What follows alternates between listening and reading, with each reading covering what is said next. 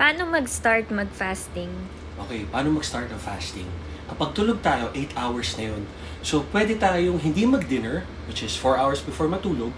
So, pagising natin, 12 hours na yun. Or pwede naman, pag natulog tayo, kesa mag-breakfast, mag-lunch na lang. So, 4 hours, so 12 hours yun. Kung tinuloy-tuloy mo, 16 hours yun. Ngayon, kung ayaw mo mabigla yung tiyan mo, pwedeng tutulog ka, so 8 hours. Pagising mo, late breakfast ka after 1 hour, so 9 hours. So, ganun lang naman yun. Kung sa tingin mo naman na may ulcer ka, hindi ka makapag-fasting, kung ano yung total calorie deficit mo, calorie needs mo for the day, yun lang kainin mo small meals every 2 to 3 hours. So, I hope this helps. Ang mahalaga kasi kahit nag-fasting tayo, pero kinain mo naman lahat, sumobra ka sa calories na kailangan mo, nag-calorie surplus ka, wala kang burn na fat, kailangan calorie deficit pa rin. So, after the fasting, breaking the fast, kailangan kakainin natin healthy, tsaka nutrient dense, tas mababa lang yung calories. I hope this helps. Do what works for you. Bye now!